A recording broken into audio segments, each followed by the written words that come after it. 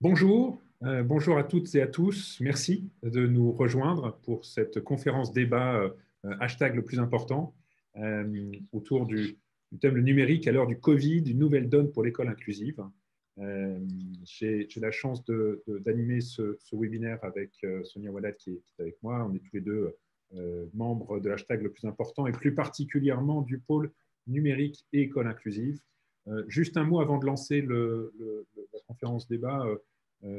Hashtag le plus important, on est un think tank et un action lab. Il y a plus de 340 personnes qui contribuent à proposer un certain nombre de propositions de politique publique. Plus de 200 ont été publiées aujourd'hui sur différentes thématiques. Et on accompagne aussi une quarantaine de projets dans notre Action Lab, très engagés et très impliqués dans ces thématiques d'inclusion et convaincus qu'on peut réduire une partie de l'insécurité économique et sociale de nos concitoyens et concitoyennes par justement cette inclusion par les compétences au niveau de l'éducation elle-même et ensuite.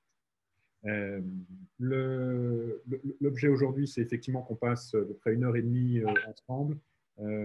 Peut-être, Sonia, tu peux nous brosser un peu le tableau de ces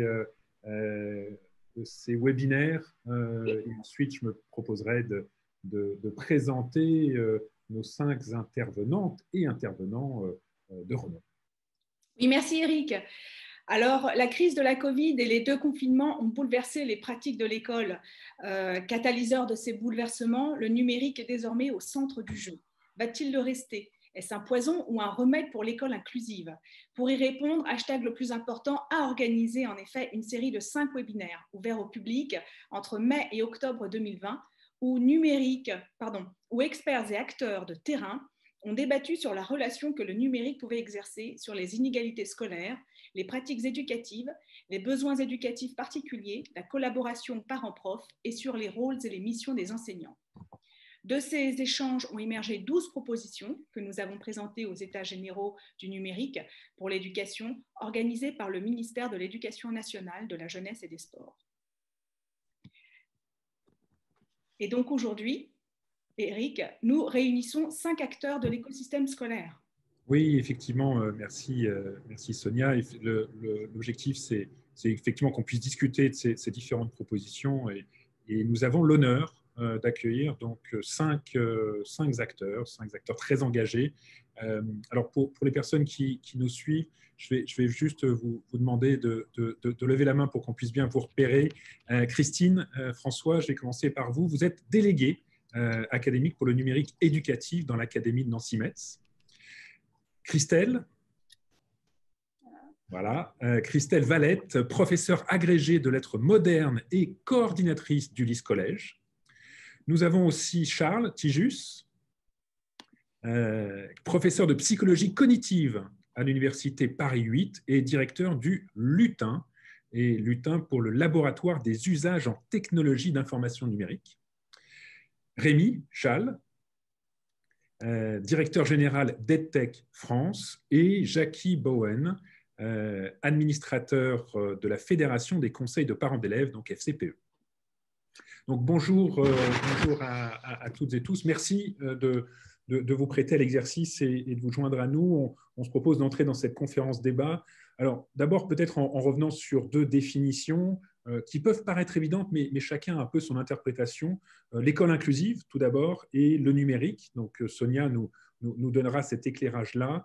Et on reviendra ensuite sur les 12 propositions que nous avons eu l'occasion de mener en tant qu'hashtag le plus important. Et ensuite, on prendra un cas d'école pour être aussi concret et opérationnel que possible. Les questions, vous pouvez les poser. Le double confinement nous a appris toutes et tous à bien nous servir de ce genre d'outils.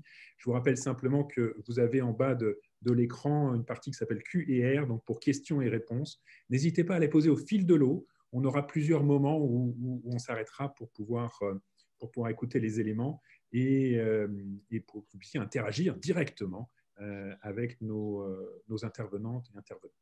Message pour les intervenants et intervenantes, ils savent que le contenu est riche, ils ont beaucoup de choses à nous dire, ils se sont engagés à être aussi synthétique que possible pour justement ouvrir la place au débat. Alors, avant d'aller un peu plus loin justement dans ce débat-là, Sonia, est-ce que tu peux nous donner des éléments de définition, des points de repère sur ce qu'on appelle l'école inclusive? Oui, alors en effet, qu'entendons-nous par école inclusive et par numérique? L'inclusion désigne l'appartenance de chaque enfant de droit commun à la communauté scolaire. On peut dire que l'école inclusive sert deux objectifs. Dans un premier temps, l'opportunité de faire évoluer les pratiques vers la différenciation pédagogique, c'est-à-dire de prendre en compte la singularité de chaque élève et du rythme de ses apprentissages. Cette prise en compte peut alors bénéficier à tous les élèves et notamment aux plus fragiles. Et dans un second temps, c'est aussi la mise en œuvre du principe d'accessibilité. En développant par exemple un climat scolaire non discriminant ou en favorisant le bien-être de chacun, les apprentissages de tous, eh bien, l'ensemble des élèves tendra à développer alors des valeurs liées à la tolérance et à la capacité d'intégration. D'accord, donc ça, tu poses le cadre sur la partie école inclusive. On s'est posé la question de savoir s'il fallait qu'on définisse le numérique. Ça peut paraître très, très évident, mais en fait, chacun, encore une fois, a un peu son interprétation. Qu'est-ce que tu pourrais nous donner comme cadre de réflexion sur justement le numérique? Oui, alors je vous propose de nous appuyer sur une définition du chercheur Marcello Vitali Rosati, qui a réfléchi et pour qui ce n'est pas qu'un ensemble d'outils permettant de mieux faire ce que nous faisions avant. Le numérique modifie nos pratiques et leur sens. En prenant pour exemple l'emploi de Twitter lors d'une conférence, il nous explique en quoi cet outil change notre façon de participer à l'événement. Je le cite. Non seulement parce qu'il permet à des personnes qui ne se trouvent pas dans la salle d'être informées de ce qui est dit et éventuellement de s'exprimer à ce sujet, mais surtout parce que cela produit une économie de l'attention différente et une façon différente de comprendre et de réfléchir au contenu de la conférence. Pendant que l'orateur parle, quelqu'un du public réagit à ce qu'il dit. Et Marcello Vitali Rosati, de poursuivre, nous explique que cette réaction qui est lue par d'autres personnes, présentes ou non, crée souvent plusieurs couches de débat avec des niveaux différents d'approfondissement. Par exemple, en cherchant des références sur Internet ou en demandant des précisions à un autre participant qui en sait davantage. Cette forme d'interaction change, en somme, la forme et le contenu du débat, mais aussi la forme de l'intelligence en elle-même. On ne comprend plus les mêmes choses de la même manière, notre rapport au monde change profondément, l'outil produit des pratiques et produit aussi le sens de ces pratiques.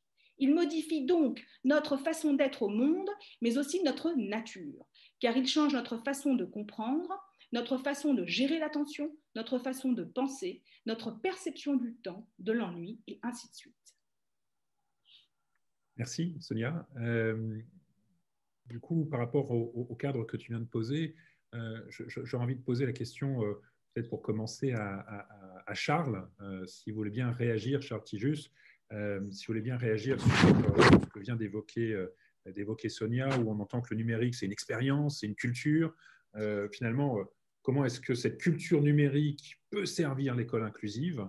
Et finalement, ce qu'on est en train de vivre là avec le Covid, est-ce que ça vient renforcer ce lien-là? Est-ce que vous pouvez nous en dire un petit peu plus, Charles? Alors, Charles, il faut que vous ouvriez votre micro. Sinon, voilà, parfait. Merci, merci beaucoup. C'est fait une question très très importante, hein, parce qu'on est en plein dedans, et puis ça concerne tout le monde. Ça concerne évidemment ceux qui ont besoin d'être inclus. Hein. L'exemple sur Twitter, hein, parce qu'on peut tweeter, en fait, on peut tweeter où qu'on soit. En fait, le numérique, s'il fallait le définir, pour savoir de quoi on parle, hein, qu'on soit bien d'accord, c'est qu'en fait, c'est je peux interagir n'importe où, c'est ce qu'on vient de voir avec l'exemple, mais on peut aussi interagir n'importe quand, parce que si notre session là, est enregistrée, il y a des personnes qui pourront le voir plus tard, mais également avec n'importe qui, hein, parce qu'on peut envoyer un mail, et puis surtout sur n'importe quoi, Et ça avec des outils qui sont, ça on ne dit pas assez, hein, parce que le numérique, c'est effectivement, que ça signifie le numérique, mais hein, c'est surtout ces nouvelles technologies de l'information et de la communication, et avec tout un background et puis des technologies liées à l'intelligence artificielle qui permettent de faire beaucoup de choses et qui peuvent servir à l'inclusion. Maintenant, il y a pas mal d'écueils. Ce que je veux bien faire dans 2 minutes, c'est montrer l'apport et puis l'écueil. En fait, on l'a vu, hein, c'est quand je veux et où je veux. OK. Mais ça demande vraiment qu'on ait une autonomie et qu'on puisse apprendre aux enfants cette autonomie. Parce que par rapport à cette autonomie, il y a 2 écueils qu'on voit tout de suite. Hein. C'est la capture de l'attention, par autre chose. C'est-à-dire que si je me dis, tiens, je vais utiliser mon ordinateur, etc., avec Internet pour faire mon devoir, tout de suite, je peux avoir beaucoup de sollicitations. Hein, savoir un collègue qui m'envoie un mail, un tweet, etc., un jeu vidéo en ligne. Et il faut savoir résister à tout ça. Et pour pouvoir résister à tout ça, il faut de l'autonomie. Il y a aussi ce qu'on appelle la procrastination, c'est-à-dire remettre à plus tard ce qu'on peut faire, ce qu'on pourrait faire maintenant. Et beaucoup d'élèves n'arrivent pas à gérer ça en se disant, bah, de toute manière, je pourrais faire ça dans le métro, je pourrais faire ça cette nuit à 5 heures du matin dans mon lit, je pourrais faire ça où je veux, quand je veux, je pourrais me faire aider par qui je veux, je peux envoyer un mail, etc. Je peux même utiliser Internet pour voir s'il n'y a pas la solution du devoir que je dois faire. Et puis, il y a également tout ce qui est justement l'externalisation des connaissances. Ai-je vraiment besoin d'apprendre quand tout m'est accessible très, très facilement, en très, très peu de temps, hein, en 250 millisecondes, je peux avoir le résultat d'une opération mentale. Et pourquoi je la ferais alors qu'il suffit que je tapote sur le clavier et j'ai la réponse tout de suite parmi des milliers d'autres réponses. Donc tout ça, ce sont vraiment des écueils. Et puis, il faut donc, il faut être autonome, et puis il faut aussi être son propre auteur. Donc, on est une sorte d'autorité technologique. Et ça, la principale autorité, c'est souvent les concepteurs qui l'ont. Ce ne sont pas les enseignants. Les concepteurs, il faudrait vraiment qu'ils développent des outils numériques pour l'enseignement. Parce que nous, au Lutin, ce que nous faisons, toutes les technologies pour l'école, on les évalue avec des enseignants, on les invite à venir. On a des ateliers qui s'appellent Observus pour l'observation des outils pour la classe. Donc on va parler beaucoup. Puis là, on se rend compte que souvent, les enseignants ils disent, non, ça, c'est pas pour nous, dans la classe, on ne peut pas utiliser ça. Enfin, souvent, ce n'est pas fait pour eux. Il faudrait que l'autorité de ça relève de l'enseignant, c'est-à-dire qu'on fasse des choses du numérique au service de l'enseignement, et ce n'est pas l'enseignement qui doit voir comment dans le numérique s'en sortir. Mais enfin, il faut aussi l'autorité pédagogique par rapport aux élèves. Et si dans la classe, comme ça peut arriver, parce que certains enseignants craignent ça, c'est-à-dire qu'ils ont l'autorité, mais quand ils ne savent pas quoi faire, je veux dire, je ne sais pas s'ils sont en train d'utiliser Zoom, et puis c'est un enseignant qui dit, d'accord, mais je fais comment pour choisir mon fond d'écran? Si c'est un élève qui lui dit, mais enfin, madame ou monsieur, il faut faire comme ci, il faut faire comme ça. Voilà, ça c'est quelque chose et donc il faut à la fois de la formation et il faut tenir compte de tous ces écueils pour que ça serve le plus possible, hein, puis que ça serve l'inclusion. Et pour que ça serve l'inclusion, il y a tout ce qu'il faut, il y a tout ce qu'il faut. On développe par exemple le facile à lire et à comprendre, hein, c'est-à-dire on tape un texte et tout de suite, c'est une plateforme qu'on a développée, ça s'appelle l'IREC. Si vous tapez l'IREC, I-R-E-C, vous allez aboutir dessus. Vous tapez un texte et vous l'avez un facile à lire et à comprendre. Si on développe un fauteuil roulant, dans les photos qu'on voyait, qu'on trouve pour les classes inclusives, Ulysse, il y a aussi des élèves qui sont en fauteuil roulant. On développe la commande oculaire. pour déplacer le fauteuil, par exemple. Donc tout ça, se servir de toutes ces nouvelles technologies, en plus, ça peut être très valorisant, hein, pour les enfants, parce que c'est souvent ce qui manque, hein, alors qu'ils pourraient être à l'avant-garde. Ils sont à l'avant-garde parce qu'ils utilisent des outils. On a des outils comme les stylos électroniques, hein, qui permettent d'écrire, d'avoir le tracé, etc. S'ils sont à l'avant-garde, je pense que ça facilitera vraiment l'inclusion. Et pas connaissent, comme trop souvent, des choses qui datent au niveau du design, au niveau des moyens d'interaction. Et c'est souvent ce à quoi les personnes âgées, et puis aussi, hein, les personnes, l'autisme, etc., troubles autistiques, voilà, très souvent, ils ont des choses qui sont déjà plutôt dépassées au lieu d'être à l'avant-garde. Donc là, il faudrait vraiment, puis également tout ce qui est réseau social. Là, je ne sais pas si j'ai un peu mis un peu les bornes entre les... ce qui Oui, et effectivement, écho par rapport à cette question de culture. attention. Vous faites écho, Charles, par rapport à cette question de culture numérique et l'enjeu de l'autonomie, de propre auteur et ces questions d'autorité. Moi, j'ai envie en rebond, Rémi, en tant que directeur général de Tech France, ce socle technique dont Charles donne un certain nombre d'illustrations, pour vous, c'est quoi? C'est un socle technique nécessaire ou c'est une vraie contribution, un vrai rôle à jouer dans cette culture numérique? D'abord, si vous permettez, revenir peut-être sur ce terme même d'inclusion. C'est-à-dire que moi, j'ai le sentiment que quand on dit école inclusive, c'est un pléonasme. L'école, par définition, elle ne doit pas exclure. Bon, ça pose une question. Pourquoi aujourd'hui on doit défendre l'école inclusive, une école qui n'exclut pas, alors que c'est le principe même de l'école républicaine, de ne pas exclure. Et à l'inverse, le numérique inclusif, je considère presque que c'est un oxymore, parce que le numérique est d'abord exclusif. Il exclut ceux qui n'y ont pas accès pour X raisons, parce qu'on se considère trop âgé, trop éloigné de ces pratiques, parce qu'on n'a pas d'ordinateur, et de fait, on est exclu du numérique, ou parce qu'on est dans une zone où il n'y a pas d'onde Wi-Fi, et de fait, on est exclu du numérique. Et c'est intéressant de mettre ces deux mots en regard et de voir finalement comment le numérique est exclu peut rendre plus inclusive une école qui, en principe, ne devrait pas exclure. Voilà.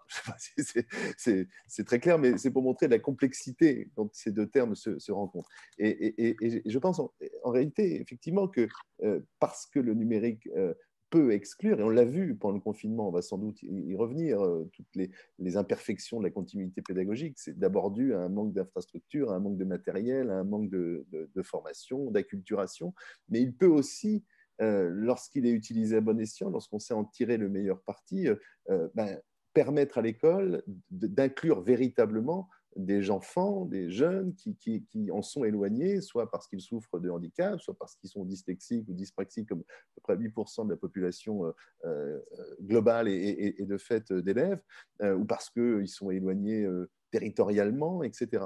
Et donc, je crois que il faut impérativement, pour que ce numérique bénéficie à l'école, d'abord que chacun puisse y avoir accès, donc un socle de base qui signifie du matériel, qui signifie des infrastructures, qui signifie des établissements qui sont connectés, qui signifie aussi des ondes qui arrivent dans les familles, avec des ordinateurs aussi dans les familles, des enseignants qui sont équipés. On l'a vu, hein, pendant le premier confinement, c'était un vrai problème. Hein, les enseignants à qui on a demandé de faire cours à distance n'ont pas de matériel professionnel pour le faire. Ensuite, il faut que il y a une formation de tous, à commencer bien entendu par les enseignants. C'est pas tout d'avoir un ordinateur, encore faut-il savoir s'en servir. Il faut aussi sans doute accompagner les familles et puis même les enfants. Ce mythe du digital native, on est nombreux à le déconstruire. C'est pas parce qu'on est né avec une tablette qu'on sait véritablement l'utiliser. C'est une chose que de savoir lire, c'est autre chose que de savoir écrire un roman. Et puis enfin, il faut donner accès à ceux qui sont formés, qui ont des outils pour utiliser le numérique, à des ressources, à des outils, à des applications qui peuvent être développées par des entreprises EdTech que je représente, ou par des acteurs publics, ou par des enseignants eux-mêmes. Hein. On a des enseignants qui sont eux-mêmes producteurs de ressources. Donc voilà, je crois qu'il y a trois volets qui sont absolument impossibles à prendre isolément, c'est l'équipement, c'est la formation et c'est l'accès à des ressources. Si on ne se concentre que sur l'équipement, c'est un énième plan tablette et ça ne sert à rien. Si on on forme et qu'on oublie les ressources, c'est comme avoir un permis de conduire une voiture sans avoir d'essence pour la faire avancer. Donc, je crois que pour résoudre cette équation que j'ai maladroitement présentée au départ, de comment est-ce que le numérique peut rendre l'école plus inclusive, il faut être ambitieux et il faut penser même la pédagogie avec les numériques et pas envisager le numérique sous le simple prisme de la contrainte ou du risque, mais l'envisager aussi comme une opportunité. Merci Rémi. Nous avons une question du public, enfin nous avons deux questions du public exactement, une qui est adressée directement à Charles Tijus, donc je vous laisserai la regarder, et puis une autre qui est adressée ici aux intervenants. Peut-être que Jackie Bowen ou Christelle Valette voudriez réagir. La question qui est posée est, enfin c'est pas une question, c'est une remarque. C'est Sophie Rollet qui pense que ce n'est pas forcément un écueil quand c'est l'élève qui montre au prof comment faire, ou bien au contraire. Vous, de votre expérience de parents et d'enseignants, est-ce que vous avez déjà eu affaire à une expérience comme celle-ci et qu'est-ce que vous en pensez?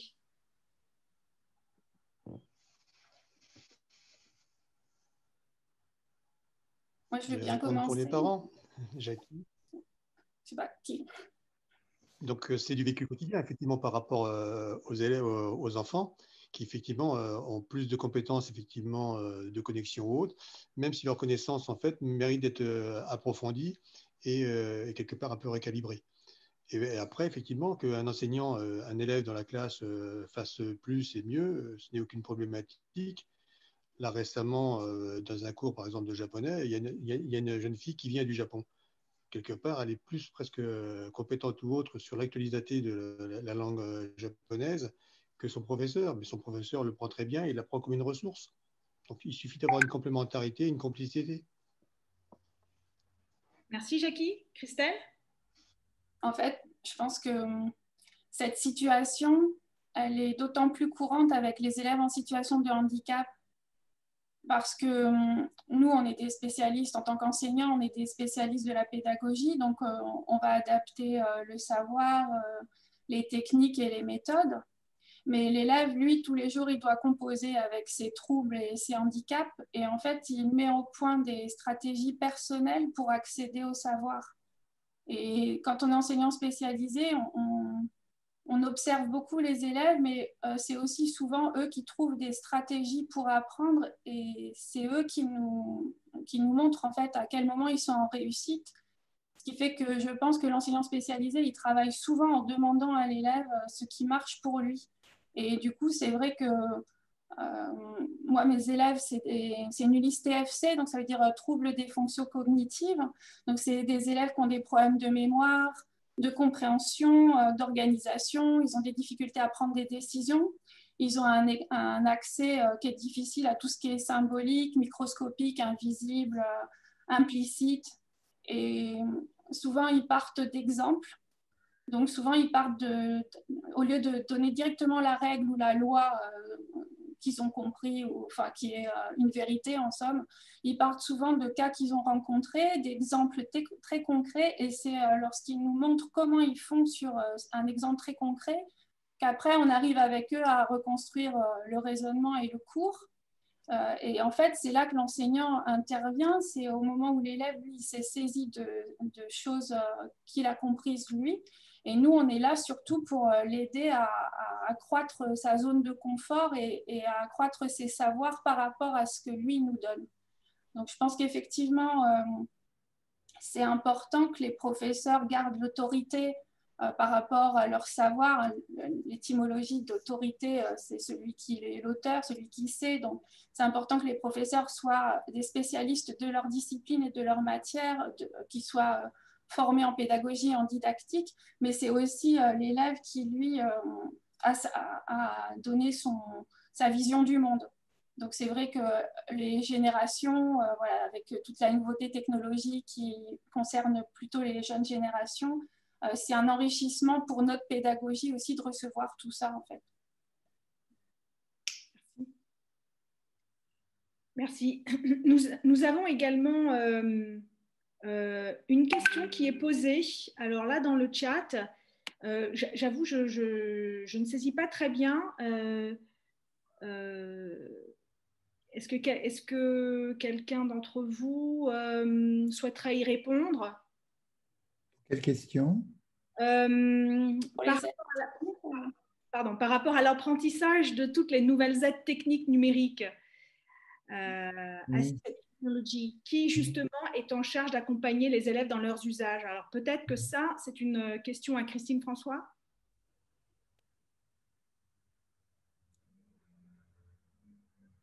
Je veux bien répondre. La question, elle est qui est en charge de la formation pour les élèves? Eh bien, en fait, c'est l'enseignant qui accompagne l'élève dans la prise en main de son équipement lié à la pédagogie. Parce que là, tel que je lis la question posée, il y a deux aspects en fait qu'on rencontre autour de ce qui est lié à l'équipement ou à la ressource. En fait, c'est lié à la pratique et aux apprentissages. Et dans ces cadres-là, c'est l'enseignant qui a été formé, qui accompagne l'élève autour de cela. Soit on est sur une dimension davantage médicale. On a par exemple le cas sur des équipements qu'on fournit par la collectivité. On est plutôt sur des situations de handicap moins lourds. Et là, on est sur du matériel ordinaire. Et quand on va sur des handicaps plus difficile, et bien, à ce moment-là, on est sur du matériel plus complexe avec une prise en main souvent accompagnée par la MDPH. Oui. J'espère que j'ai répondu. Alors, la personne a reposé sa question. En fait, elle voudrait savoir si c'est l'enseignant, l'ergothérapeute ou les enseignants spécialisés, voire même les AVS. À qui revient l'autorité, entre guillemets À chacun. Le numérique, c'est... Tout à l'heure, ça a été extrêmement bien précisé. Et le numérique, c'est un outil, un accompagnement, une transformation de ce qui se produit. Chacun, en fait, l'enjeu, elle est plutôt au-dessus, on va dire.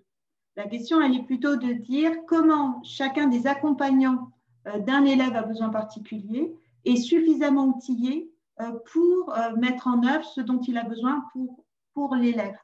Donc, tel que c'est cité là, l'enjeu, ce n'est pas d'identifier quels sont les rôles de chacun parce que c'est plutôt bien connu. C'est plutôt d'accompagner chacun des acteurs sur la prise en charge du handicap, l'identification et le fait qu'on soit en capacité d'apporter le bon outil, la bonne ressource, le bon équipement pour aider l'élève dans ses activités. Là, l'AVS est cité. Je vous donne l'exemple, dans les lycées de l'Académie de Nancy-Metz, on a déployé des manuels numériques partout. Eh bien, effectivement, il faut que l'AVS soit en situation, c'est un enjeu, d'accompagner l'élève dans la prise en main de son manuel, qu'il soit numérique ou pas, peu importe, et qu'il puisse l'aider dans les activités. Donc, vous voyez que derrière cette question, en réalité, c'est toujours ça en fait qui est surprenant, parce que derrière une question sur numérique, en réalité, on se rend compte qu'on est tous mobilisés, qu'on est tous acteurs. Je me suis permis simplement de mettre dans le chat l'adresse ipra.fr, puisque Corentin, que je connais bien, qui pose la question, est un militant de l'inclusion, de l'école inclusive. Donc, vous pouvez aller voir, c'est le fondateur de cette société, ipra.fr, notamment avec un PC accès universel qui permet de faciliter l'accès à l'école pour des déficients visuels, mais il y a d'autres solutions. Voilà. C'est un placement de produit. Ce n'était pas coordonné, mais puisque l'occasion est là, je le fais. Bravo pour ce rebond et justement, je propose qu'on poursuive des échanges et des débats. Justement, pour entrer encore plus dans le vif du sujet, et vous avez commencé à donner des exemples concrets, je vous en remercie. On a eu l'occasion, avec les différents webinaires que rappelait Sonia tout à l'heure, de faire 12 propositions. En fait, les intervenants précédents, et vous avez commencé à le confirmer ici aussi, finalement, on dégageait 3 grands constats. Le premier, on voit qu'il y a des usages numériques qui sont en forte hausse, évidemment, contraints par la situation du confinement, mais que c'est très inégal suivant les enseignants. Le deuxième constat, c'est qu'il y a des effets très différenciés suivant les élèves et suivant les familles, avec de réelles difficultés à toucher et aider les élèves qui sont en situation déjà fragile. Et donc, finalement, le confinement rajoute une difficulté supplémentaire. Et le troisième constat, c'est de dire que les transformations des relations entre les enseignants d'un côté, les élèves et les familles, ces relations se transforment assez profondément. Et toute la question, c'était à la fin du premier confinement, c'est de se dire, mais finalement, est-ce que ces transformations vont rester, vont se pérenniser? À partir de ça, à partir de ces constats, on en a tiré des priorités qui peuvent se réunir autour de 3 points pour nous. La première priorité, c'est vraiment de consolider la dynamique des usages numériques que vous avez commencé à rappeler tout à l'heure par les enseignants et pour rejoindre ce qu'évoquait Charles tout à l'heure, en corriger les limites.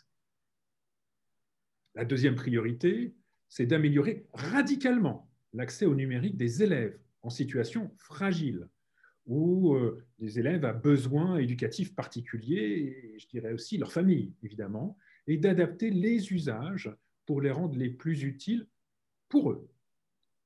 Et la troisième priorité, selon nous, c'est bien de prolonger cette dynamique de coéducation, de coopération entre les différents acteurs que rappelait Christine tout à l'heure et la personne qui a posé la question, cette coopération entre les enseignants, les élèves, les familles et tout ce qu'on a pu observer pendant la crise. Donc, sur cette question, à la fois de constat et de priorité, je voudrais avoir un peu votre retour, les unes et les autres, sur qu'est-ce que vous pensez de ces propositions. Est-ce qu'il y en a qui vous paraissent utiles, voire nécessaires d'implémenter ou de renforcer et finalement, quels sont les effets qu'on peut attendre de tout ça? Peut-être pour commencer, Christelle Valette, est-ce que vous pouvez réagir sur, que ce soit sur les 3 priorités que j'ai rappelées ou peut-être d'autres propositions que nous avons eu l'occasion de partager? Donc, sur les propositions du hashtag le plus important, moi, il y a certaines notions qui ont attiré mon attention, notamment sur le premier point dans le document, au niveau de l'évaluation des démarches des enseignants, donc les démarches sur le numérique.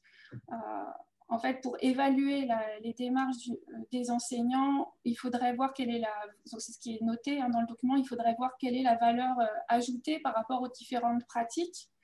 Ce concept-là de valeur ajoutée, je pense qu'il est vraiment au cœur de la transformation de l'enseignement actuellement avec l'école inclusive, parce que quand on est dans le second degré au collège, on voit bien que les élèves à besoins éducatifs particuliers et les élèves de mon dispositif Ulysse, ils ont besoin de suivre la même progression de cours que des élèves du même âge, donc ils sont en 6e, en 5e, en 4e, en 3e, avec des gens du même âge qu'eux, et en même temps, ils ont des difficultés qui fait que c'est difficile de faire les choses en même moment que ceux de leur âge.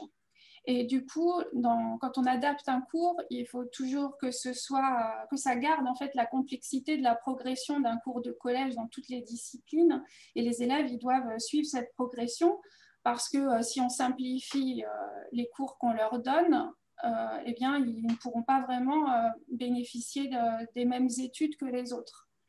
Donc, du coup, par rapport à cette évaluation sur les pratiques numériques, et la question que je me pose, c'est comment mutualiser ces pratiques numériques en sachant que la complexité du cours, elle dépend beaucoup de la manière dont l'enseignant il conçoit ses séquences et comment il les conçoit en lien avec les autres disciplines. Par exemple, quand on étudie en 3e le point de vue en littérature pour voir comment un auteur il fait parler des personnages, par exemple, qui n'ont pas son point de vue à lui et comment l'élève, en lisant le texte, il va pouvoir le voir.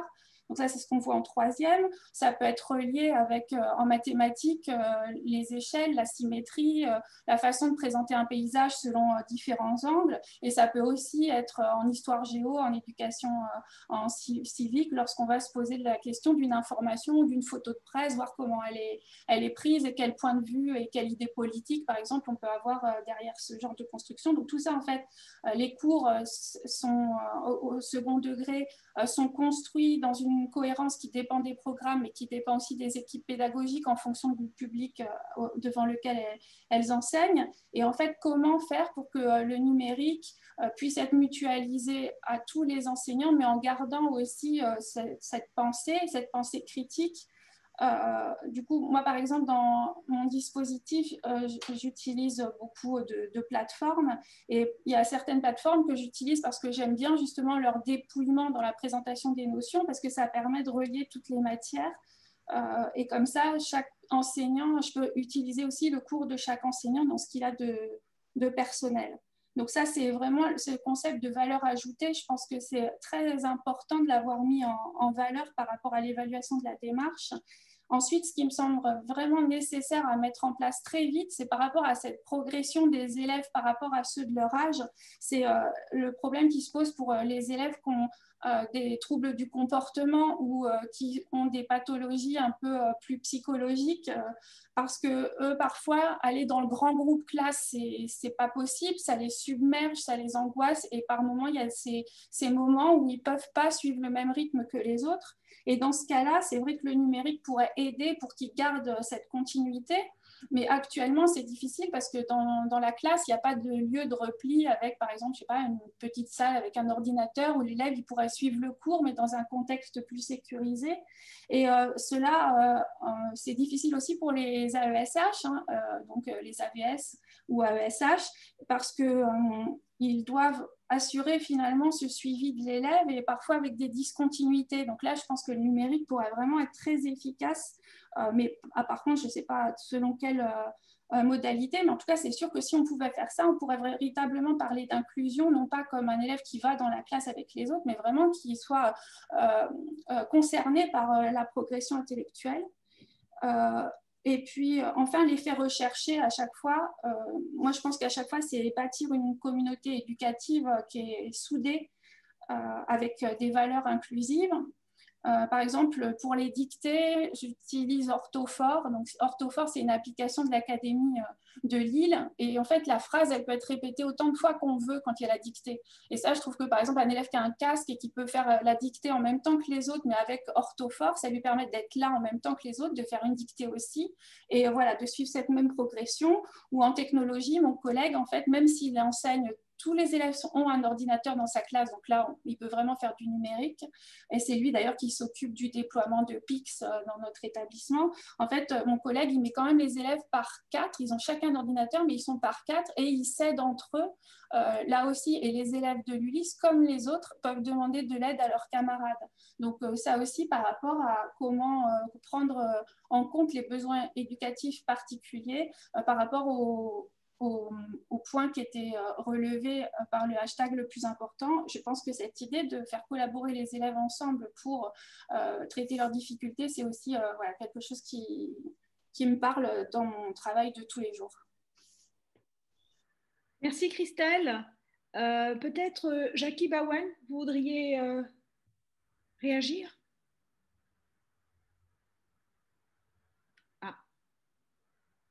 Votre micro est éteint. Oui, votre micro est coupé, Jackie. Et j'en profite pour dire, Christelle, que je glisse le lien vers Autofort pour les personnes qui nous suivent. Jackie? Donc, j'approuvais totalement cette notion de valeur ajoutée qui est très importante. Mais cette valeur ajoutée, elle doit bénéficier aux 3 acteurs principaux, c'est-à-dire l'élève, effectivement, l'enseignant également, et aussi les parents. Je pourrais revenir en détail, si vous voulez, un petit peu là-dessus.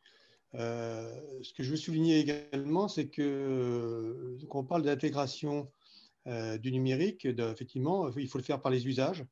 Et là, il y a une expérience en Occitanie qui est assez intéressante sur le sujet. Sinon, la question qui avait été posée d'ailleurs dans une des conférences, est-ce que c'était un remède ou est-ce que c'était un poison? En fait, c'est ni l'un ni l'autre, parce que ça va être une question de volonté et aussi de technicité. Donc, il y a des questions de formation, mais le numérique ne va pas modifier si on n'est pas sur des pédagogies différenciées, si on n'est pas attentif aux élèves ou autres, ce n'est pas le numérique qui va changer la donne. Voilà, donc je pense qu'il faut être très prudent et très modeste par rapport à cela. Après ça, un autre point qui a souligné, c'est qu'également, tout va dépendre de l'accompagnement. Ça rejoint un petit peu ce qui a été dit tout à l'heure, hein. mais c'est l'accompagnement qui est fait, que ce soit par l'enseignant, que ce soit par une AVS, que ce soit par le parent au domicile. La notion d'accompagnement est très importante. Je vais peut-être parler de l'expérience sur l'Occitanie. Hein. Donc, ça concerne principalement les lycées. Donc, effectivement, a été levé le problème de la dotation en matériel, puisque la région finance l'équipement d'ordinateurs à tous les élèves qui rentrent en seconde et pour les 3 années du lycée. Mais le côté technique n'est pas suffisant, puisque ça a été relevé tout à l'heure. Il y a les équipements et les niveaux de débit, que ce soit dans les établissements ou que ce soit dans les domiciles. Donc, cette dotation a parlé une chose importante, c'est que pour l'éducation nationale, en tout cas pour l'éducation nationale, ça permet d'aller plus de la gratuité, effectivement, des équipements, ce qui n'était pas le cas ou ce qui n'est pas le cas partout. Le point qui a surtout été élevé, c'est qu'il y a eu un travail de fond qui a été fait sur les usages. Il y a par exemple des soutiens techniques au niveau académique, mais il y a surtout dans la plupart des lycées un personnel qui est identifié pour résoudre des problèmes techniques. Parce qu'il n'y a rien de pire qu'au lancement d'une simulation, d'un cours ou autre, que le matériel ne fonctionne pas. Voilà, donc c'est quelques éléments qui concourent à faire que ça réussisse un petit peu mieux, mais je veux surtout souligner que l'intégration du numérique, c'est qu'un outil, un support complémentaire a déjà une mise en place, un état d'esprit qui est à mettre en place en tout cas. Merci. Oui, merci. Pour aller tout à fait dans ce sens-là, si je peux me permettre, il faut vraiment favoriser 2 choses, c'est-à-dire l'ergonomie de ces interfaces. Et qu'on n'ait pas besoin du spécialiste pour pouvoir utiliser. Parce que souvent, il y a dans les collèges, dans les écoles où nous sommes intervenus, il y a souvent, plus souvent un collègue, enfin un enseignant comme les autres, un professeur comme les autres, qui est le spécialiste, parce que lui, il sait un petit peu tout. Et on fait appel à lui, il vient, il aide à résoudre, il accroît ses connaissances, son savoir-faire, alors que les autres, ils sont de plus en plus démunis, parce qu'ils n'ont pas eu à se confronter à résoudre le problème. Donc il faut vraiment, une manière de résoudre ça, c'est il faut vraiment insister sur 2 points, que tous ces dispositifs soient simples à utiliser.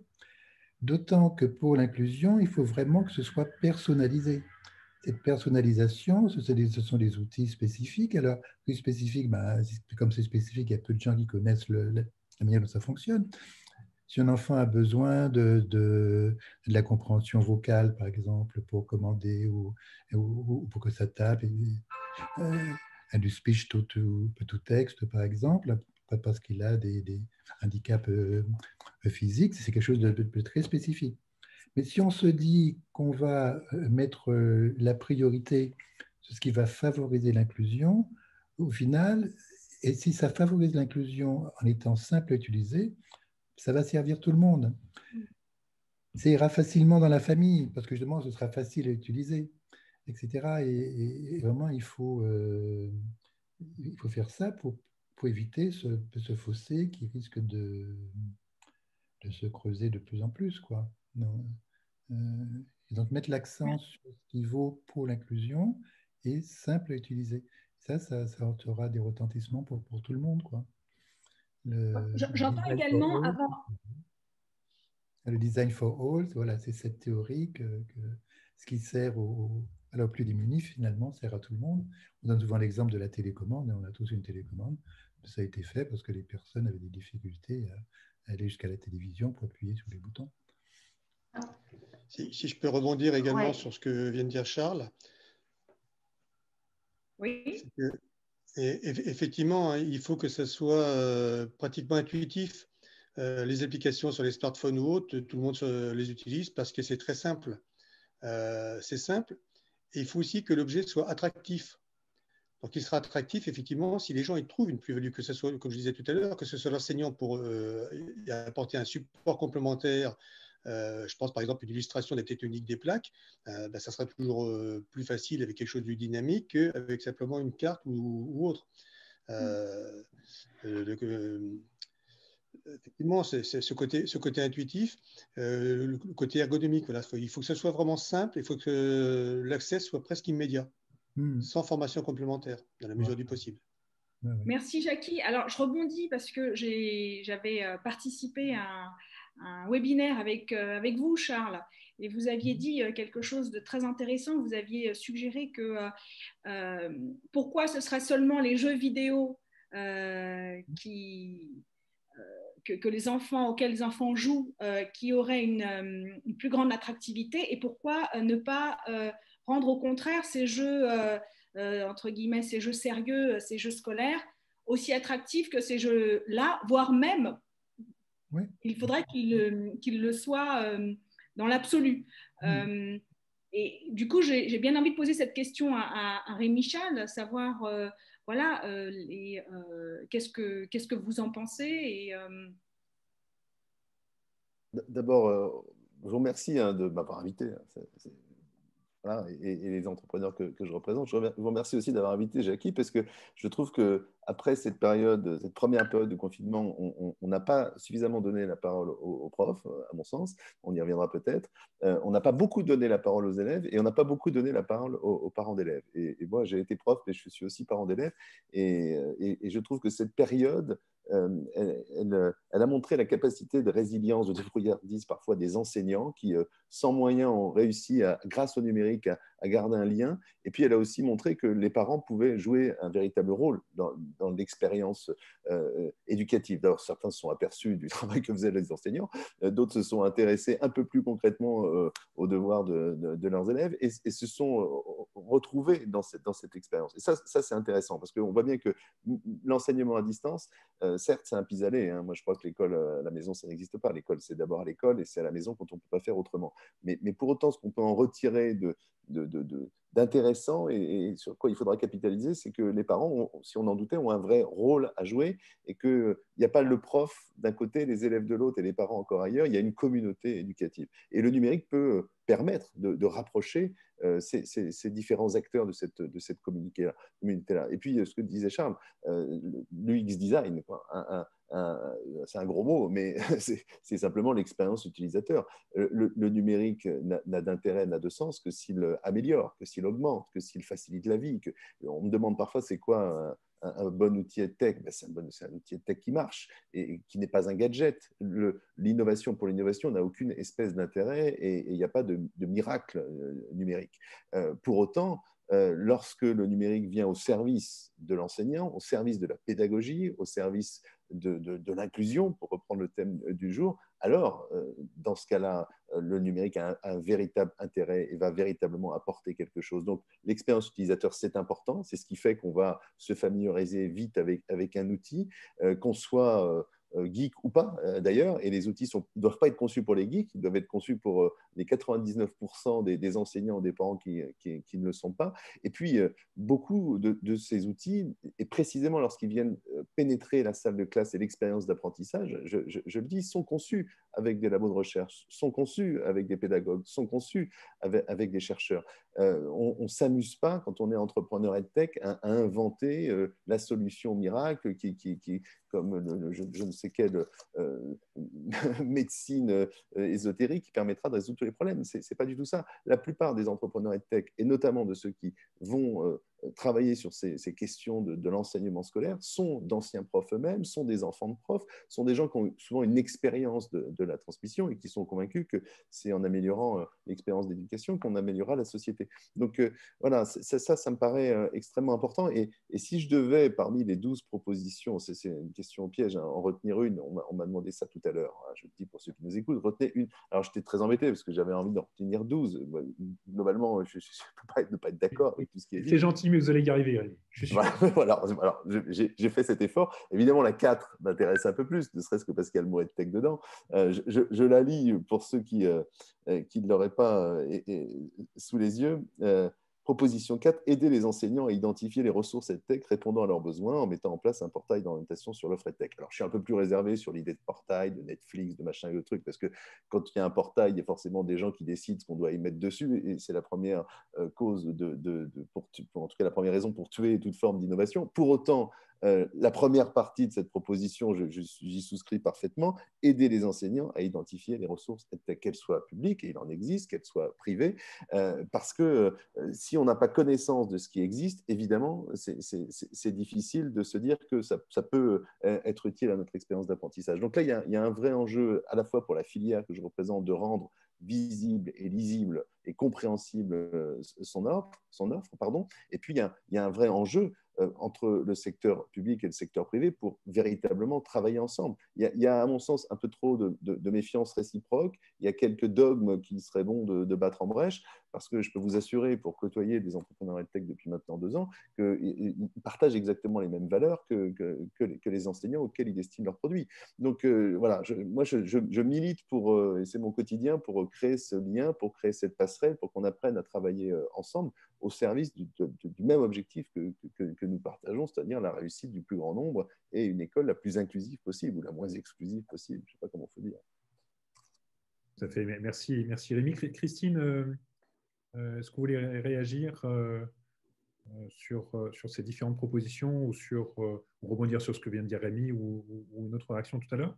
Oui, et un peu sur l'ensemble de ce qui a été dit jusqu'à présent.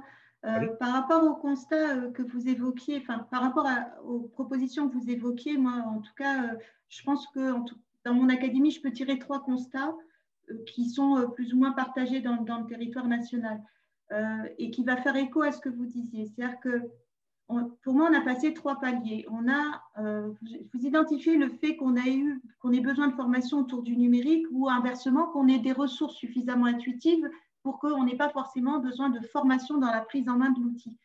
Il y a aussi, vous savez, dans le domaine de la formation, l'accompagnement au changement. Et pour qu'il y ait une volonté de changement, il faut aussi qu'il y ait une prise en considération de l'usager lui-même, qu'il a un besoin. Et le numérique, quand même, je dois le partager avec vous, ce n'était pas forcément un besoin dont tous les enseignants témoignaient. Je pense qu'il faut quand même être lucide sur ce constat. Par la situation du premier confinement, eh bien, ça a fait émerger un besoin. Dans l'académie, on a formé plus de 15 000 enseignants, des enseignants que nous n'avions jamais eus pour certains. Donc, ça veut bien dire qu'on a passé un palier parce que nous avons pu créer un besoin qui n'a pas été celui que nous avons créé, mais en tout cas, nous avions des réponses aux besoins qu'ils avaient, qui étaient en partie par le numérique. Donc, il y a eu une prise de conscience d'un apport potentiel, et d'autant plus que souvent, on avait le crédit de dire le numérique va casser les relations humaines. En réalité, c'est ce qui a permis de garder du lien humain. Et ça témoigne bien qu'on est capable, par le numérique, de se rapprocher de l'autre par des pratiques qu'il faut bien identifier par contre. Le socle, vous l'avez évoqué, c'est aussi un palier, toujours dans l'accélérateur humain, on s'est dit collectivement, il y a un problème, on n'a pas le socle suffisant dans les écoles ou dans les établissements du second degré, et on n'a pas le socle suffisant dans les familles. C'est ce que certains ont témoigné. Et en ce moment, tout le monde collabore ensemble à essayer de résoudre cela et d'y répondre. Je ne suis pas certaine qu'il y a un an, on aurait fait les mêmes constats. Et en tout cas, on les aurait mis en priorité aussi haute. Vous avez témoigné des usages en disant est-ce qu'il y aura quelque part capitalisation des transformations des pratiques par le numérique? Moi, je peux vous témoigner que oui. Dans mon académie, j'ai sorti les indicateurs là cette semaine. Nous sommes dans les mêmes pics d'usage qu'au moment du confinement total. Ce n'est pas rien, parce qu'aujourd'hui, nos collèges ne sont pas en mode hybride, c'est simplement les lycées qui sont en hybridation. Ça veut dire qu'on a tellement capitalisé en termes de réponse aux besoins des enseignants, qu'aujourd'hui, alors qu'ils ne sont pas confinés, ils continuent à avoir des pratiques pédagogiques dont ils se sont saisis. On voit bien que pour qu'il y ait formation, il faut qu'il y ait réponse à un besoin qu'eux ont exprimé et qui répond véritablement à leurs pratiques au plus près. Le deuxième palier qu'on a eu, je pense, qu'on a passé ensemble avec la tech, c'est les technologies du numérique. On a quand même maintenant des technologies qui ont été renforcées par la période. Les industriels ont fait un effort significatif, majeur, pour nous assurer à l'accessibilité aux plateformes des ressources, pour nous proposer des granules dont on avait besoin, ont travaillé avec nous et ont vraiment amélioré l'accessibilité et la fluidité aux ressources.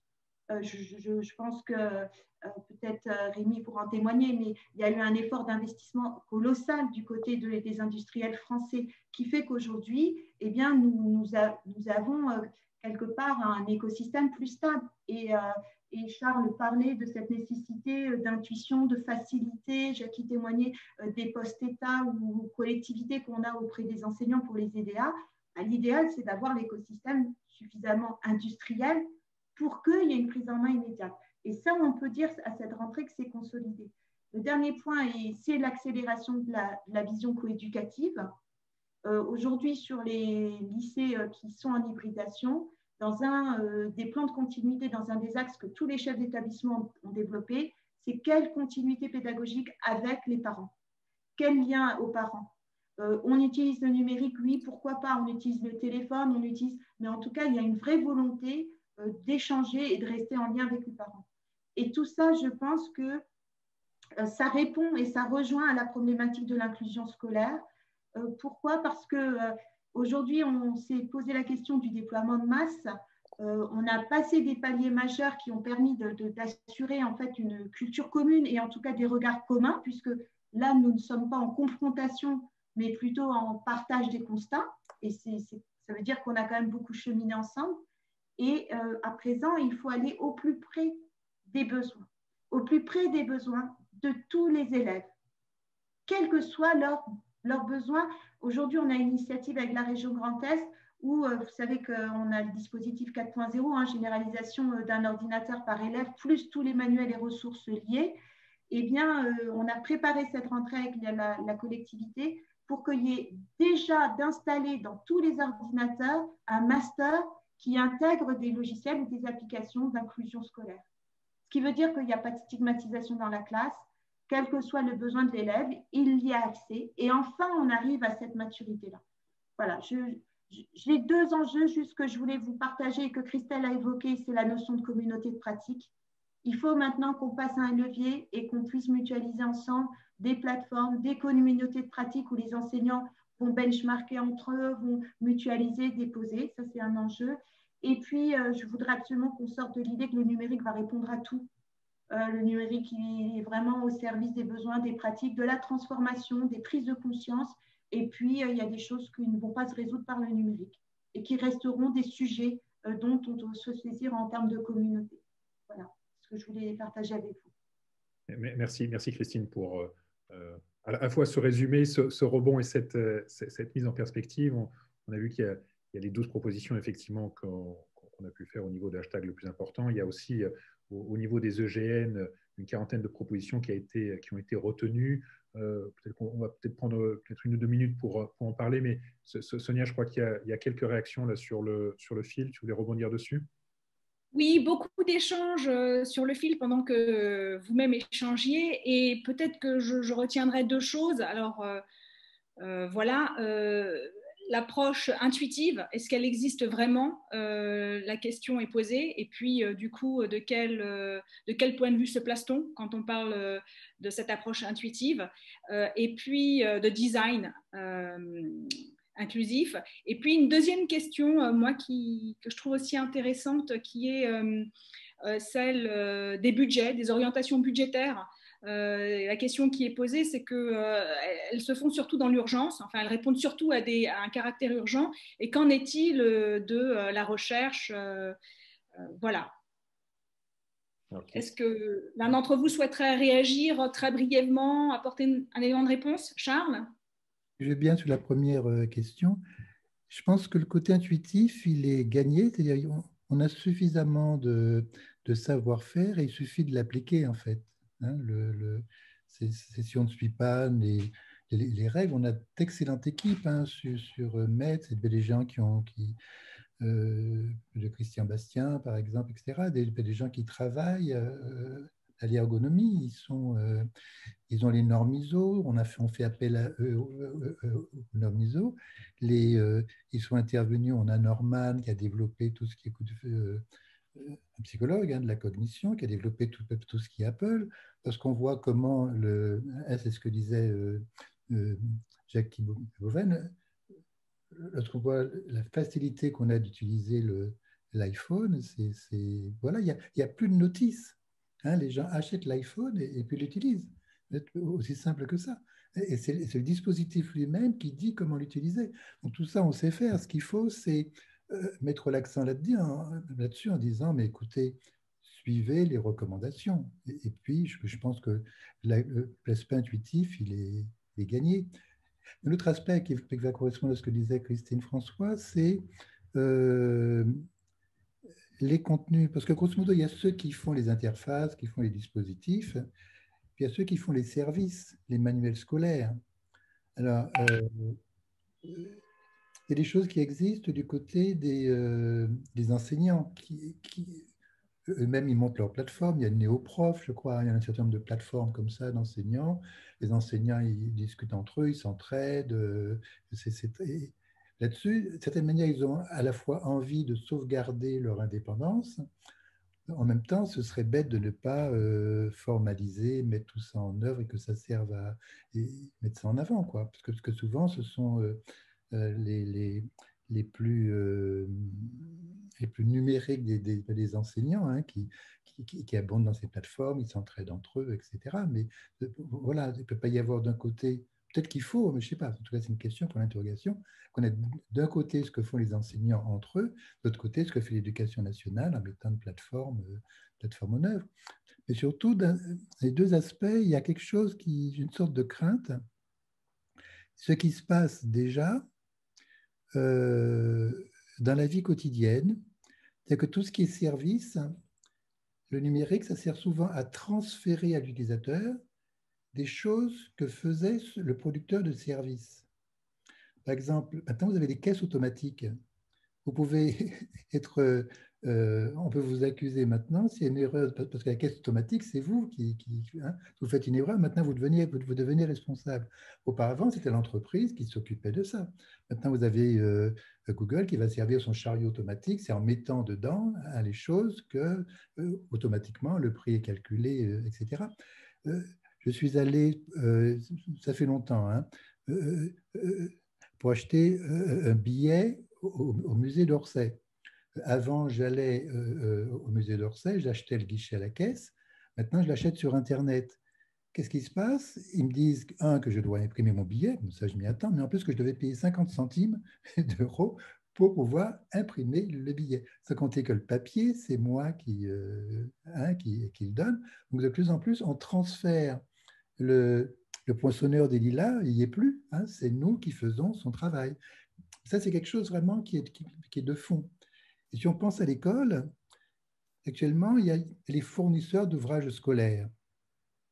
Et de plus en plus, ils demandent à ce que les enseignants leur donnent les exercices qui marchent bien. Des choses comme ça. Hein. C'est-à-dire, il faut vraiment se méfier de ce qui en marche. Hein. Ceux qui proposent des services, eh bien, de plus en plus, ils délèguent hein, aux utilisateurs. Alors, ça peut être via des réseaux, etc. Mais il y a quelque chose qui se met en place. Il faut, voilà, hein, il faut se méfier de ça parce que l'enseignant s'il doit imprimer, c'est son papier, etc.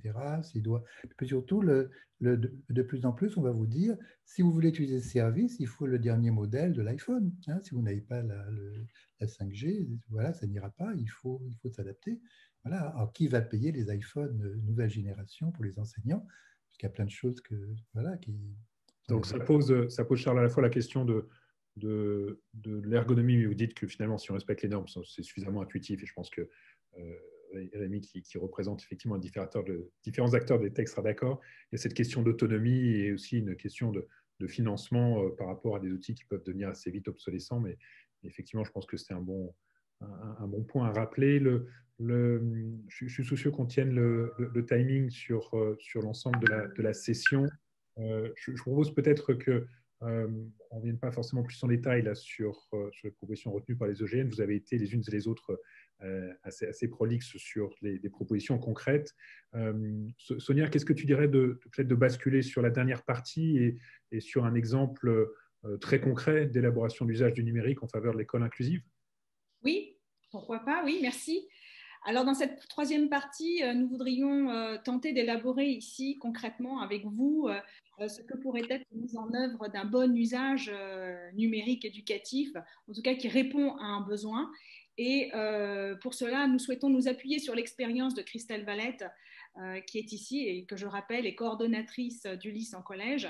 Christelle, alors il nous reste peu de temps, peut-être que dans un premier temps, vous pourriez présenter vos missions et puis quelle serait pour vous, de quelle manière la culture numérique pourrait-elle vous aider dans l'exercice de vos missions, et puis quelles en seraient les limites, et à partir de là, dégager une problématique, on va dire, vous l'aviez déjà fait tout à l'heure, mais peut-être là, expliciter un besoin que vous auriez, et puis ensuite réfléchir ici avec l'ensemble des intervenants, puisque nous avons un beau panel qui couvre l'ensemble des champs d'écosystèmes scolaires, pour imaginer ici ensemble ensuite comment chacun pourrait contribuer de la place où il est à trouver une solution qui pourrait vous aider au quotidien. Ah bah d'abord, merci beaucoup pour toutes les solutions que vous allez m'apporter. Donc, je redis peut-être un petit peu ce que c'est qu'une Ulysse. Donc, c'est une unité localisée pour l'inclusion scolaire, c'est-à-dire que j'ai 11 élèves, donc des collégiens, des adolescents, qui sont répartis en 6e, 5e, 4e, 3e. Et de temps en temps, ils viennent dans le dispositif, de temps en temps, ils sont en classe de référence. Donc, moi, je fais leur emploi du temps. Et quand ils viennent dans ma salle, ils sont en temps de regroupement. Donc, il y a un peu tous les niveaux, tous les âges. Parfois, des élèves qui sont en 3e ont un niveau qui correspond à un élève de primaire, et parfois un élève de 6e a un bon niveau. Enfin, voilà, c'est l'âge. Ils sont répartis dans leur classe par âge, mais ça ne correspond pas toujours à leur niveau scolaire, puisqu'ils ont des troubles des fonctions cognitives. Donc, ils vont en classe de référence avec la VSCO du dispositif, Madame Bossan. Donc, elle les accompagne pendant les inclusions, donc elle n'est pas toujours avec moi. Et elle accompagne les 11 élèves du dispositif. Donc, mon rôle, c'est de coordonner. Ça veut dire que j'organise leur scolarité sur les 4 ans en travaillant avec les parents, les soignants, les professeurs et puis tous les élèves, bien sûr. Et j'essaye de permettre en fait la continuité des inclusions en faisant un projet sur 4 ans pour que, par exemple, avec moi, les élèves, ils vont apprendre les leçons, ils vont faire les devoirs, ils vont avoir un temps supplémentaire pour les contrôles, ou alors je vais leur proposer une autre version adaptée du contrôle pour qu'ils puissent être notés comme leur classe de référence, ou en tout cas évalués. Je leur donne des résumés des romans qui doivent être lus, et s'il y a des disciplines qu'ils ne peuvent pas suivre avec les élèves de leur âge, je fais des projets. Cette fois, c'est sur l'Ulysse. Parfois, on travaille avec les classes de référence pour qu'ils puissent, à la fin de la 3e, avoir vu à peu près le même programme que les autres, mais en adaptation. Donc, mon rôle essentiel, c'est de les observer pour identifier leurs besoins et puis que ça évolue pendant ces 4 années. À la fin, j'essaye de faire en sorte qu'ils passent tous un examen. Donc, généralement, ils ont tous le CFG. C'est un examen, donc certificat de formation générale, c'est un examen niveau 3e. C'est un examen qu'on passe en 3e et qui a un niveau 6e. Et c'est un oral sur un stage avec un entretien. Ou alors, ils passent le brevet. Donc, globalement, tous mes élèves ont le CFG et j'en ai tous les ans 2 ou 3 qui ont le brevet, souvent avec mention. Voilà. Et donc, moi, mon rôle, c'est 80% du temps, j'adapte des supports et des documents. Je communique aussi énormément avec plein de personnes autour des élèves. Donc, il y a une grande part de communication, de collaboration et puis de temps passé à l'ordinateur à faire des documents. Donc, pendant le confinement, mon rôle s'est vu renforcé et puis mieux défini parce que les parents de mes élèves n'arrivaient pas à aller sur Pronote pour récupérer les devoirs et du coup, les devoirs n'étaient pas faits. Donc, une fois que j'ai pu régler le problème de l'équipement informatique grâce à ma principale de collège, Madame Santuc, qui a pu trouver des tablettes, et grâce à l'association Arpège, qui a offert un ordinateur portable à chacun de mes élèves grâce à l'entreprise L'Oréal. Une fois que ce problème a été réglé, on a pu se mettre au travail. Et donc là, en fait, j'ai mis en place une routine hebdomadaire, c'est-à-dire que je récupérais sur Pronote l'ensemble des devoirs qui devaient être faits par mes élèves, je les adaptais et je triais aussi parce que c'était impossible de tout faire. Et là, je faisais un semainier que je leur envoyais. Et donc après, les parents prenaient en photo les travaux et me les renvoyaient, et moi, je les renvoyais à leur professeur ou pas en fonction de qui devait faire la correction. Donc, ce temps de confinement, ça m'a permis en fait, d'être un petit peu dans ce que vous disiez tout à l'heure.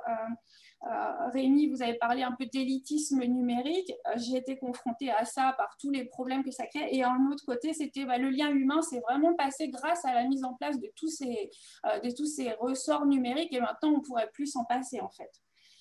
Et du coup, donc mes élèves, ils ont réussi à avoir cette routine pour continuer. Cette routine, on a pu la partager sur les réseaux sociaux grâce à mon éditeur Ebla, ce qui fait qu'en fait, on a pu travailler aussi en réseau avec d'autres Ulysse pendant le confinement. Et les élèves, ce qu'ils ont reçu surtout, c'était ça. C'était que ça nous avait permis de sortir un peu des murs des temps de regroupement Ulysse pour aller vers d'autres. On a aussi travaillé sur une plateforme qui s'appelle Une lettre, un sourire. Ça permet d'envoyer des lettres à des personnes âgées isolées en EHPAD. Et là aussi, ça a modifié nos pratiques, c'est-à-dire qu'au départ, on a fait ça parce qu'il y avait des personnes isolées en EHPAD, mais après, on l'a fait parce que les élèves, au lieu de faire une rédaction par rapport au travail qu'ils devaient faire, ils racontaient leur semaine de travail à la personne âgée qui recevait la lettre. Et ça, on a continué à le faire parce que le fait de pouvoir communiquer avec une personne réelle en dehors de l'école, ça les a beaucoup motivés, et pour beaucoup d'élèves, ça a déclenché en fait l'écriture, et aujourd'hui, on continue à travailler comme ça. Donc du coup, vous voyez que mes élèves, ils ont besoin d'un lien réel, ils ont besoin que le numérique, ce soit quelque chose qui les met en lien avec les autres et qui aussi leur permet d'avoir plus d'étayage que les autres élèves. Tout à l'heure, Charles, vous parliez du FALC. C'est vrai que le FALC, pour moi, c'est fondamental, et je passe énormément de temps à récupérer les textes pour les mettre en FALC. Je regrette toujours que ce ne soit pas sur partout, qu'il y ait toujours un bouton FALC sur tous les sites. Moi, ça m'aiderait quand même beaucoup. Et du coup, tous ces étayages-là, ils en ont besoin, mes élèves, mais il y en a qui marchent mieux que d'autres. Par exemple, la chaîne YouTube, ça c'est super parce que mes élèves, je les enregistre beaucoup, je fais beaucoup de vidéos parce qu'il faut partir de leur façon à eux de penser et pas leur donner comment il faut penser pour apprendre les leçons. Donc, quand on les enregistre, on peut capter tout ce qu'ils font de bien, tout ce qu'ils disent, tous les liens qu'ils font, et c'est à partir de ces liens-là qu'on peut faire les fiches de révision.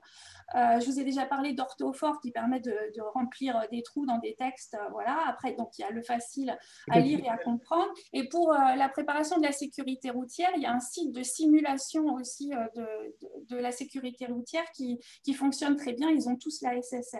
Et du coup, voilà le cas que je voulais vous présenter. Donc, j'ai eu un élève autiste qui ne parlait pas en 6e. Une fois, on a entendu qu'il chantait dans un couloir. C'est comme ça qu'on a compris qu'en fait, il pouvait parler. Donc, à partir de là, il a commencé à parler.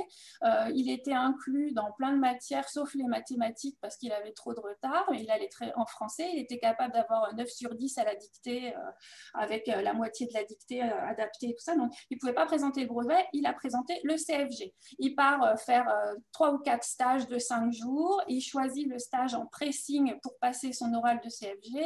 Avec ma collègue, Madame Bossan, la VSCO du dispositif, on se relaie toutes les deux pour lui faire préparer son oral. L'oral dure 20 minutes et après, il y a des questions d'entretien. On rôde les questions sur le pressing, les métiers du tissu. Eh bien, cet élève, il arrive à faire son entretien, 20 minutes d'exposé, il connaît tout par cœur, il a juste une feuille avec des photos, il passe d'une photo à l'autre pour se souvenir de son épreuve, et voilà, il arrive dans la salle le jour de l'examen, il a pour jury 2 professeurs qu'il ne connaît pas, et là, il s'assoit et il se tait. Le professeur pose des questions, il ne parle pas. Comme les professeurs sont un peu stressés parce qu'ils savent que c'est un élève autiste, ils voudraient tellement que ça se passe bien, ils ne comprennent pas pourquoi il réagit comme ça. Donc, ils répètent plusieurs fois les questions et puis ils changent de mots parce qu'ils se disent peut-être que les mots qu'on utilise ne fonctionnent pas. Et du coup, ils répètent les mêmes questions avec des mots différents. Et du coup, mon élève est complètement bloqué. Donc, du coup, qu'est-ce que vous proposez pour préparer cet élève-là pour que sa scolarité ne soit pas juste un passage en inclusion dans des classes où il a des petites réussites au quotidien, mais bien quelque chose qui aboutit à un passage d'examen. Oui. Il faut adapter l'examen. Comment prévenir, c'est ça? Comment le numérique peut permettre à l'élève de se préparer à toutes ces échéances de la vie normale, hein, c'est-à-dire où on doit parler, rédiger, écrire, passer devant des jurys, être stressé, voilà. En ayant déjà les compétences scolaires. Merci. Alors peut-être que ce qui serait intéressant, c'est comment chacun d'entre vous, chaque intervenant s'approprie cette problématique et comment il la travaillerait. Peut-être en commençant par l'intervenant Charles Tijus, vous peut-être comment la recherche appliquée pourrait-elle aider Christelle dans cette problématique. Et ensuite, je ne sais pas, Rémi Chal, quelle place peut prendre l'high-tech dans une telle situation?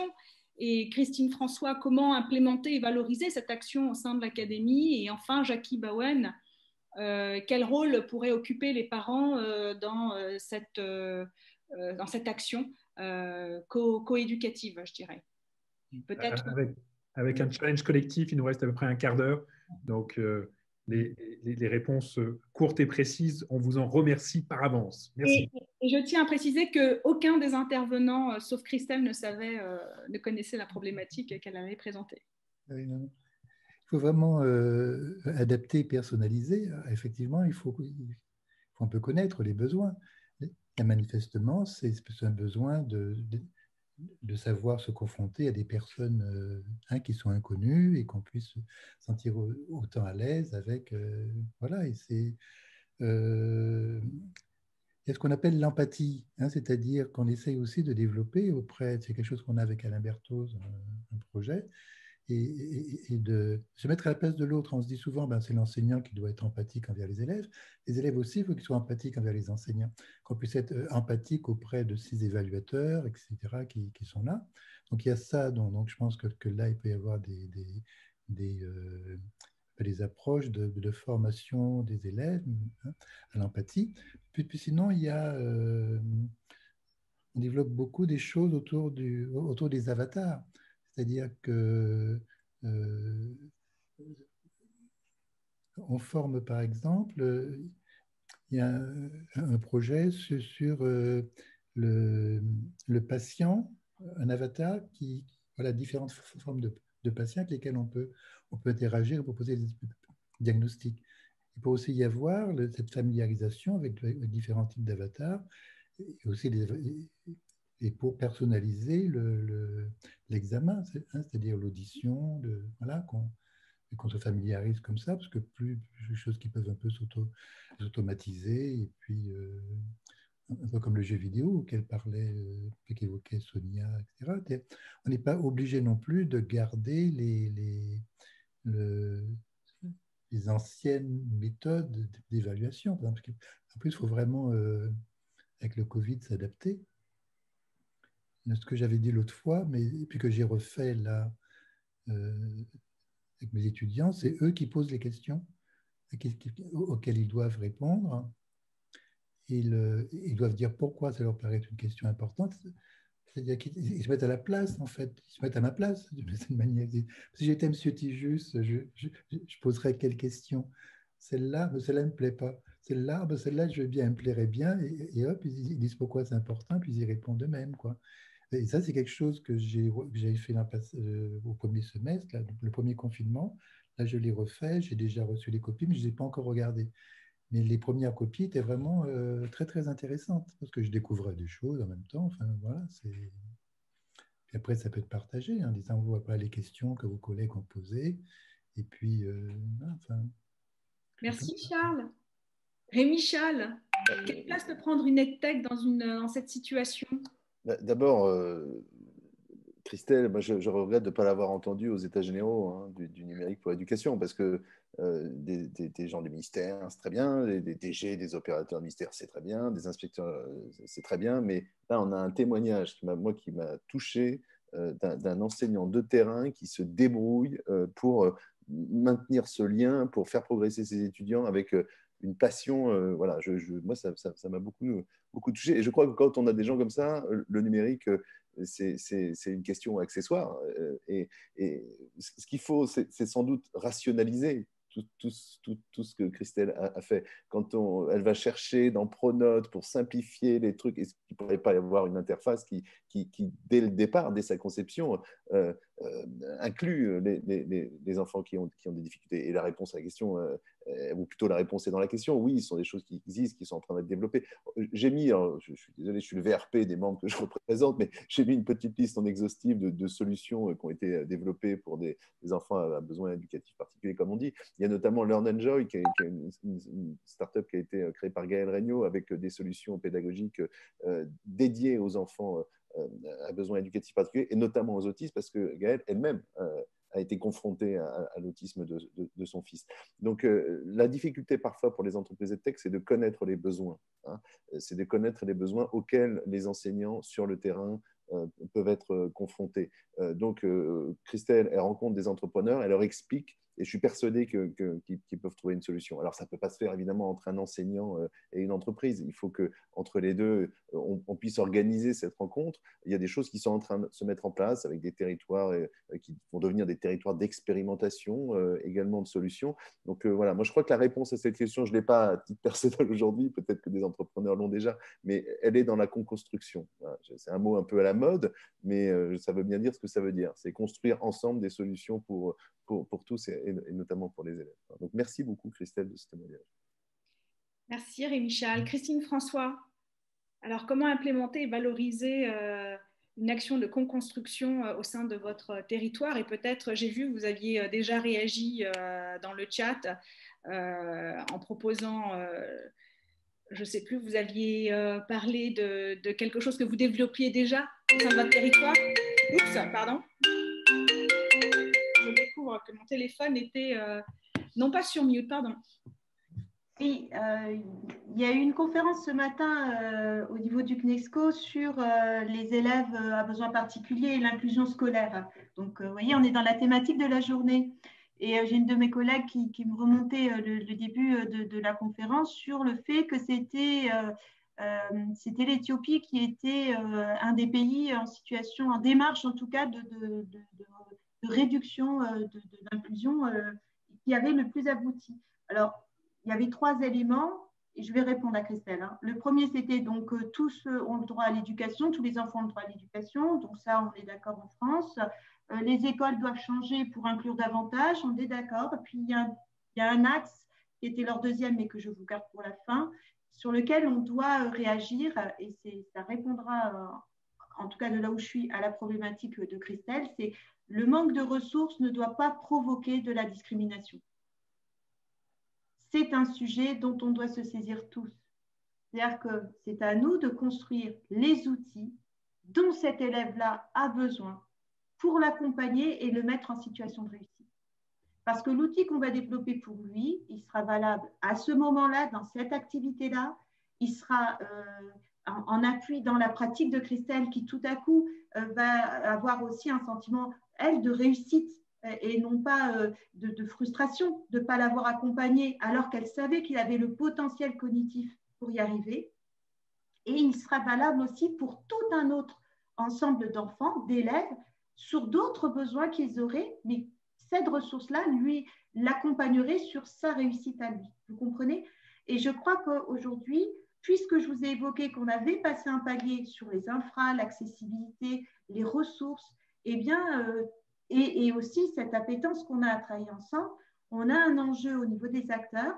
Et moi, je crois que la EdTech et l'État et les académies collaborent très, très bien pour relever ces enjeux, de construire des ressources par rapport à ces besoins que les enseignants savent très bien expliquer, déterminer avec un cahier des charges. Donc, si vous me posez la question, moi, dans mon académie, je monte des projets recherche avec des entreprises, on développe des ressources, on est plutôt locomotive, en tout cas dans cette démarche sur l'école inclusive, et les acteurs qui ont été cités notamment par Rémi, ils sont partenaires sur notre territoire de plusieurs dossiers sur l'école inclusive, parce que c'est la priorité en tout cas de l'Académie de Nancy-Metz au niveau du numérique, c'est l'inclusion scolaire par le numérique, et nous fabriquons et nous réalisons des ressources qui n'existent peut-être pas encore.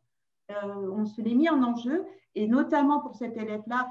Après, ce qu'il faut voir, c'est que c'est l'enseignant qui sait diagnostiquer quel est son besoin. Il faut bien garder l'enseignant au cœur de sa pratique et du besoin qu'il identifie pour l'élève. Et on pourrait discuter avec Christelle et évoquer avec Christelle, à votre avis, qu'est-ce qui a fait blocage à ce moment-là? De quoi l'élève avait besoin pour surmonter ce blocage?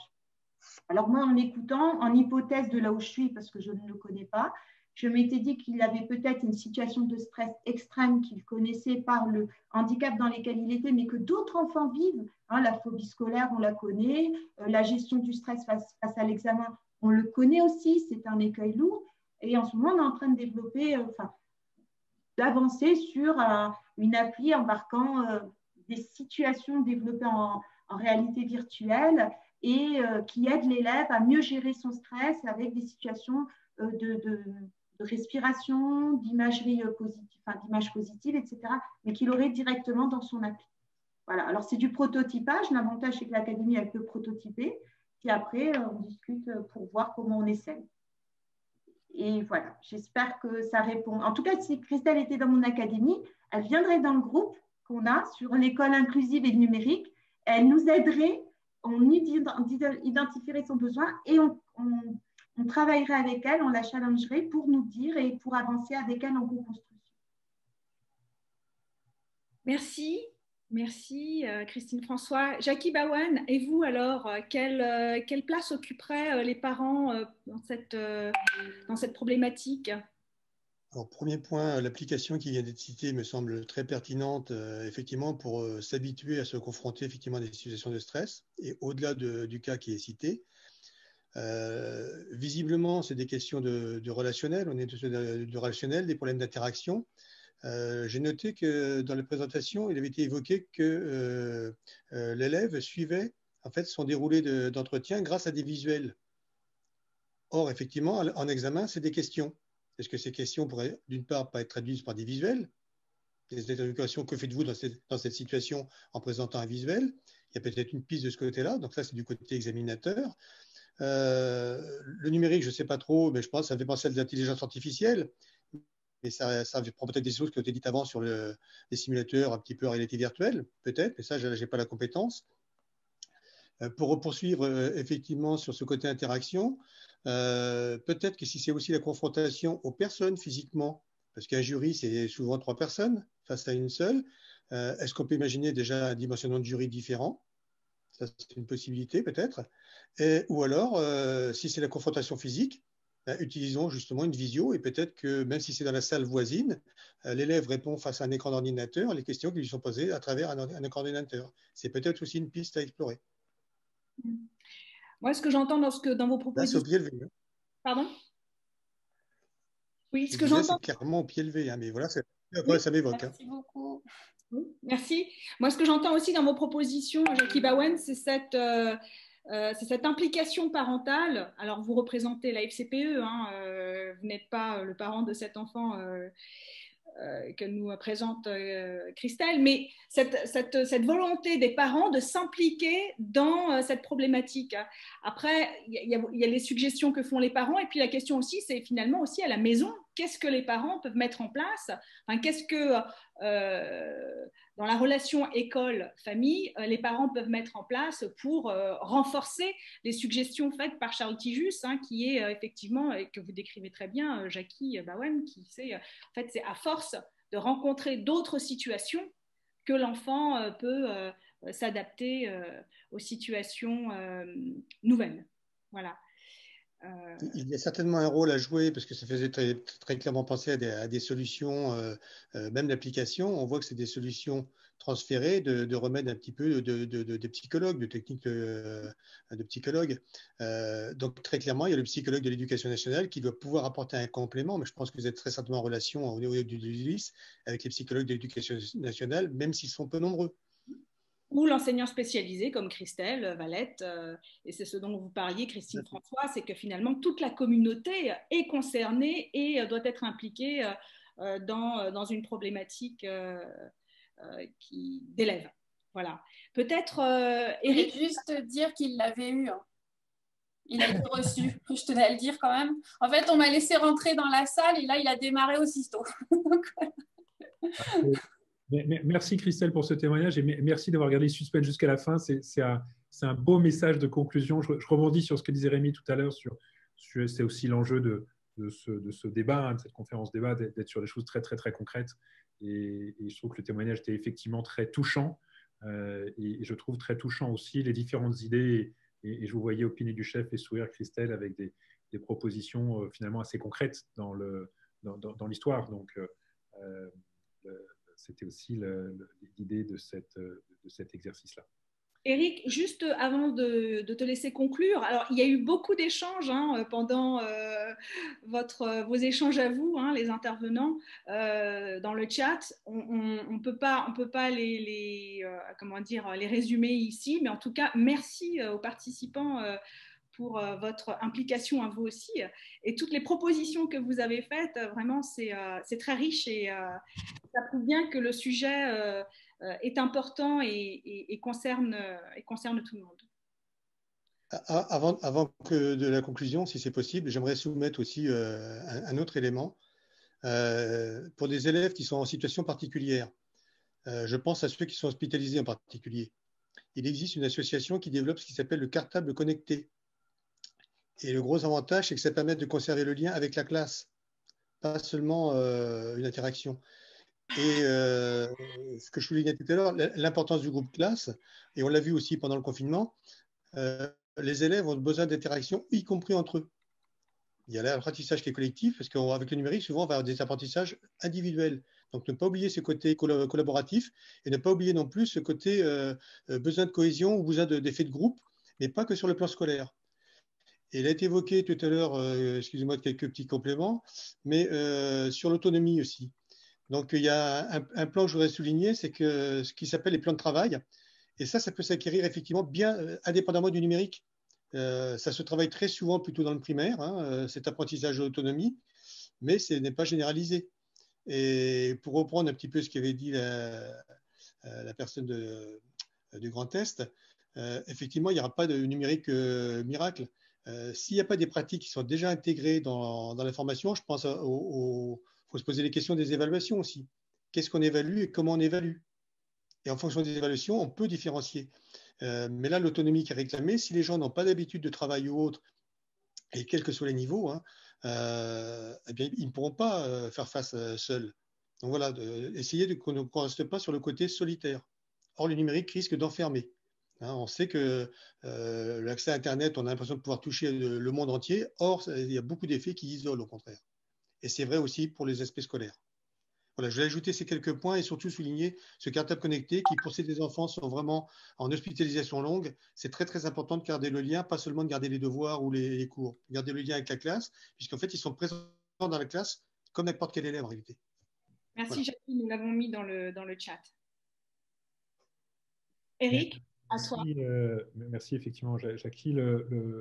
La question de cette conférence débat, c'était le numérique à l'heure du Covid, une nouvelle donne pour l'école inclusive. Je crois que vous avez répondu oui de façon massive avec un certain nombre de points d'attention et mise en garde. On a vu qu'il y avait beaucoup de solutions très concrètes. Vous avez rappelé aussi que le numérique, ce n'est pas une baguette magique, que c'est avant tout une question d'état d'esprit et c'est aussi une question de co-construction entre les différents acteurs, que ce soit effectivement au niveau de l'éducation, que ce soit les parents, que ce soit les élèves en eux-mêmes, que des solutions existaient, qu'elles pouvaient être simples, qu'elles pouvaient être intuitives, à condition qu'elles respectent un certain nombre de standards et qu'elles soient véritablement tournées vers les élèves et vers cette qualité et cette capacité d'intégration entre les différentes matières. Cette conférence débat conclut les différents webinaires hashtag le plus important sur l'école inclusive. On est à la fois très heureux et très touchés par tous vos témoignages, encore une fois très concrets et très opérationnels. Pour ceux et celles, et merci pour l'ensemble des participants qui voudraient retrouver à la fois les différentes propositions, les différentes interventions, les différents témoignages, les différents webinaires. Je rappelle que vous trouvez tous ces contenus sur notre chaîne YouTube et aussi sur les différentes plateformes de podcast, iTunes, Spotify, etc. Effectivement, oui, nous aussi, on a le droit d'utiliser ces différents outils numériques. On diffusera en décembre une vidéo qui va récapituler les différentes interventions. Je terminerai simplement par le mot de remerciement auprès de Christine, François, Christelle, Valette, Charles Tijus, Rémi Chal et Jackie Bowen. Vous avez été à la fois passionnés et passionnants. Et on vous dit à très très bientôt, j'espère. Oui, merci. Merci à vous tous. Au revoir. Au revoir. Au revoir.